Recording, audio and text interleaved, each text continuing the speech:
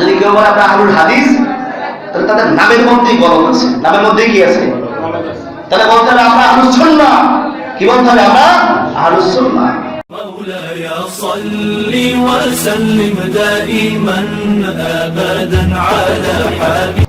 নবীজি সাল্লাল্লাহু আলাইহি ওয়াসাল্লামের সবকিছু আমাদের জন্য অনুকরণীয় নয়। যদি সবকিছু রাসূল যেভাবে করেছেন, প্রধান অনুসরণ যেটাকে বলে, রাসূল যেভাবে করেছেন এটাই যদি উম্মতের করা লাগতো, তাহলে ইসলাম বড় কঠিন হয়ে যেত। ইসলাম কি হয়ে যেত? কঠিন হয়ে যেত। রাসূল সাল্লাল্লাহু আলাইহি ওয়াসাল্লাম কি করছেন? মক্কা থেকে মদিনায় কি করছেন? হিজরত করছেন। এখন এইটা যদি সমস্ত উম্মতের জন্য জরুরি হয়ে যেত, তাহলে যে যেখানে বাড়ি সেখানে তার জন্মগ্রহণ করার 40, 45, 50, 53 বছর বয়সে সেখান থেকে হিজরত করে আরেক জায়গায় কি যাওয়া আবশ্যক হয়ে যেত।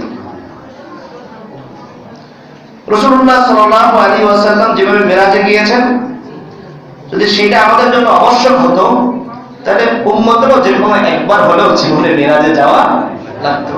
সেটা তো অসম্ভব হতো। যে মানুষ আমরা চাঁদের দেশে যাওয়ার কথাও মিথ্যা বানোয়াট হিসেবে মানুষের কাছে প্রকাশ করি, চাঁদের দেশে গিয়েছি সেটা একটা ক্রেডিট হিসেবে নিয়ে পৃথিবীর মানুষদেরকে সেটা মিথ্যা অজুহাত দেখিয়ে একটা নিজেদের ক্রেডিট বাস্তবায়ন করতে চাই যে আমরা চাঁদের দেশে গিয়ে আসছি। কি চাঁদের দেশে যাওয়াটা এটা মিথ্যা শব্দের মধ্যে বিভ্রান্ত এবং ধূম্রজাল আছে কি নাই? এমনিকে ঘোষণা করেছে নাসা যে আমরা চাঁদের দেশে গিয়েছি, কিন্তু আবার অন্যান্য দেশ অস্বীকার করেছে যে তারা চাঁদের দেশে যায় না, একটা অভিনয় করেছে এবং তার কিছু তাদের প্রমাণও আছে। বলে তারা নিজেদের শ্রেষ্ঠত্ব প্রমাণ করার জন্য তারা চাঁদের দেশে যাওয়ার একটা ফিল্ম তৈরি করেছে, মাত্র আর কিছু নয়। কিন্তু সেখানে ইসলামের বিজয় হয়েছে। কিভাবে? কারণ তারা সেটাকে বিশ্বময় প্রচার করে দেওয়ার জন্য, ছড়িয়ে দেওয়ার জন্য, এই নাটক হোক আর যেটাই হোক এটাকে বাস্তব প্রমাণ করবার জন্য তারা কিন্তু একটা ঘোষণা করেছে, এসে বলেছে আমরা চাঁদের দেশে গিয়েছি, এটা সত্য। কারণ হচ্ছে ইসলাম ধর্মে যে আছে যে রাসূল মুহাম্মদ নামে একজন নবী, তিনি এসে এই যে আঙ্গুল দিয়ে যে ইশারা করেছিল, চাঁদ 2 টুকরা হয়ে গেছিল, আমরা সেটা দেখে আসছি। তাহলে ওরা যা কাম না যাক, ওরা মিথ্যা বলুক আর সত্য বলুক, ওরা ফিল্ম তৈরি করুক আর যা করুক, সবচেয়ে বড় বিজয় হয়েছে মুসলমানদের জন্য, ইসলামের বিজয় হয়েছে। অর্থাৎ ইসলামের কথা ওদের বলেই ওদের মিথ্যা হোক বা সত্য বাস্তবায়ন করতে বাধ্য হয়েছে। যে রাসূল আকরাম সাল্লাল্লাহু আলাইহি সাল্লাম যেই কাজ করেছিলেন 1450 বছর আগে, ওরা এইটাকে বলে এরপরে ওদের এই জিনিসটাকে চালাতে ওরা বাধ্য হয়েছে। শেষ পর্যন্ত বিজয় হয়েছে কার? মুসলমান। মুসলমান কিন্তু খবর নেই, ওরা যন্ত্রপাতি চালিয়ে ওরা কাজ করছে, কিন্তু বিজয় হয়েছে কার? মুসলমান। চিন্তা করা যায়। এরপর তো পুরো গোটা বিশ্ব মুসলমান হয়ে যাওয়া উচিত ছিল।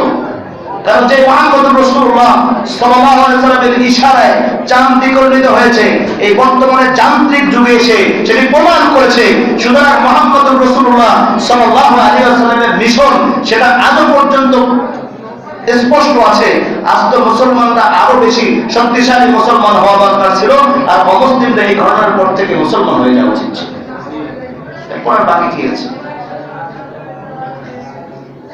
তো মুসলমানদের জন্য রাসূলুল্লাহ সাল্লাল্লাহু আলাইহি ওয়াসাল্লামের সবকিছু কি নয় অনুকরণীয়? যেটা রাসূল অনুকরণ করতে বলেছেন, যেটা সাহাবা অনুকরণ করেছেন, সেইটা হবে আমাদের জন্য অনুকরণীয়। এখন রাসূলের কোনটা অনুকরণ করতে হবে আর কোনটা অনুকরণ করা যাবে না, এর জন্য মাপকাঠি হচ্ছেন সাহাবায়ে কেরাম। এর জন্য মাপকাঠি কি? সাহাবায়ে কেরাম। এখানে রাসূল আকরাম সাল্লাল্লাহু আলাইহি ওয়াসাল্লাম বলেছেন আসহাবী কাল নুজুম আবিআইহিম ইবতাদাইতুম আবিহতাদাইতুম। আমার সাহাবীরা হচ্ছে নক্ষত্র স্বরূপ। সমুদ্রে যখন কোনো দিক ঠিক পাওয়া যায় না, কোনো দিক দক্ষিণে থাকে না, সেই সময় নাবিকরা তারকা দেখে দেখে তাদের পথ চলতে হয়। ঠিক যখন উম্মাহাতে মুসলিমা পেরেশান হয়ে যাবে, যখন তাদের সঠিক আর পথ থাকবে না, বিভিন্ন নামে বিভিন্ন দল সৃষ্টি হবে, বিভিন্ন নামে বিভিন্ন দল তৈরি হবে, তখন যেই জামাত সাহাবাদের অনুসরণ করবে সেই জামাতই সত্য, আর যারা সাহাবাদেরকে অ্যাভয়েড করে অন্য কিছুর স্বপ্ন দেখবে তারাই ভ্রান্ত। রাসূলুল্লাহ সাল্লাল্লাহু আলাইহি ওয়াসাল্লামের সবকিছু আমাদের জন্য অনুকরণীয় সম্ভব নয়। তাহলে সাহাবারা হচ্ছে আমাদের অনুকরণীয়। সাহাবারা যেটা যেটা করেছেন বুঝতে হবে রাসূল এই কাজগুলো করার অনুমোদন দিয়েছেন, আর সাহাবারা যেগুলো করেন নাই সেগুলো আমাদের অনুমোদন দেননি। এখন বলতেছেন সল্লু কামা রাআইতুমুনি উসাল্লি, এই হাদিসের মধ্যে রাসূল বলছেন তোমরা নামাজ পড়ো যেমন নামাজ পড়তে আমাকে দেখেছো। হাদিসটার অর্থও সুন্দর, হাদিস বড় সহিহ।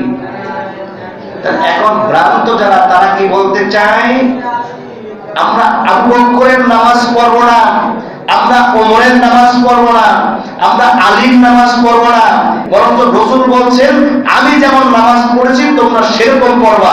সুতরাং ওমরের নামাজ কিসের দরকার, আবু বকরের নামাজ কিসের দরকার, আমরা তো রাসূল যেমন নামাজ পড়ছেন তেমন নামাজ পড়বো। এই কথাটা বাস্তবে সাজিয়ে সুন্দর করে বলেছে, শুনতেও তো অনেক ভালো শোনা যায় যে আসলেই তো কথা ঠিক।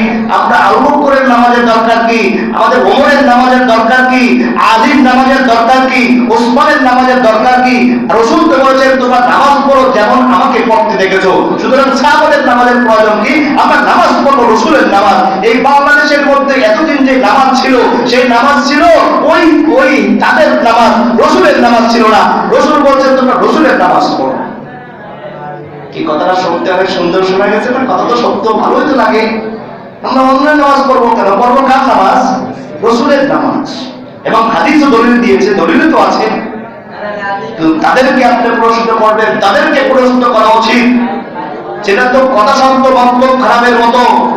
রাসূল বলেছেন সবকিছু রাসূলের অনুসরণ করা যাবে না, সাহাবারা যেটা অনুসরণ করেছে সেইটাই পালন করতে হবে। কারণ সাহাবারা জেনেছেন কোনটা উম্মতের জন্য পালনীয় আর কোনটা রাসূলের জন্য খাস। এখন তুমি সাহাবাদেরকে বাদ দিয়া ওই হাদিস বইলা উম্মতদেরকে গোমরা করবা, এটা এত সহজ নয়। কারণ হচ্ছে তুমি রাসূলের নামাজ বলছে ওই হাদিস তুমি দিয়েছো যে রাসূল যেমন নামাজ পড়ছে, আমরা রাসূল বলেছেন তোমরা আমাকে যেমন নামাজ পড়তে দেখেছো তেমন পড়বা। এই হাদিসও তো সঠিক আছে এবং সেই কথাও তো ঠিক আছে, কিন্তু তোমরা যে ব্যাখ্যা দিয়েছো সেটি ভুল হয়েছে। কারণ হচ্ছে রাসূলের নামাজ পড়তে তুমিও দেখো নাই, তোমার বাবাও দেখে নাই, তোমার দাদাও দেখে নাই, বরং রাসূলের নামাজ পড়তে দেখেছেন আমার সাহাবায়ে কেরাম। রাসূলের নামাজ পড়তে দেখেছেন আমার সাহাবায়ে কেরাম। আর তারা সাহাবায়ে কেরামদেরকে বাদ দিয়ে বলতেছে রাসূলকে যেমন নামাজ পড়তে দেখেছো তোমরা তেমন নামাজ পড়ো, আমাদের সাহাবায়ে কেরামদের নামাজ দরকার নেই, আমরা রাসূলের নামাজ পড়তে চাই। কথা সুন্দর লেভেল করা, কিন্তু আসলে তো শয়তানি, আসলে তো কি শয়তানি। তো রাসূলুল্লাহ সাল্লাল্লাহু আলাইহি ওয়াসাল্লামের সবকিছু অনুকরণ করা যাবে না। এই কারণে রাসূল আকরাম সাল্লাল্লাহু আলাইহি ওয়াসাল্লামের গোটা জিন্দেগি সবকিছু হচ্ছে সুন্নাহ, সবকিছু হচ্ছে হাদিস, সবকিছু হচ্ছে কি। এই কারণে রাসূল আকরাম সাল্লাল্লাহু আলাইহি ওয়াসাল্লামের গোটা জিন্দেগির সবকিছু হচ্ছে হাদিস। আর যেই ওখান থেকে যেইগুলো উম্মত মানতে পারবে, উম্মতের জন্য মানা যাবে, উম্মতের জন্য মানা প্রযোজ্য, সেগুলোকে বলা হয় সুন্নাহ। বুঝে আসছে কিনা? রাসূলের গোটা জিন্দেগির সবকিছু হচ্ছে হাদিস। মেরাজে যাওয়ার সবকিছু হাদিস। রাসূলের সবকিছু গোটা জিন্দেগি সফর হিজরত যা কিছু আছে সবকিছু হচ্ছে হাদিস। আর উম্মত যেটা মানবে, উম্মতের জন্য যেটা মানা প্রযোজ্য, যেটা মানা মুনাসিব, যেটা উম্মতের আমল, সেটাকে বলা হয় সুন্নাহ। এই কারণে যদি কেউ বলে আমরা আহলুল হাদিস, তাহলে মেরাজেও তাদের যাওয়া দরকার।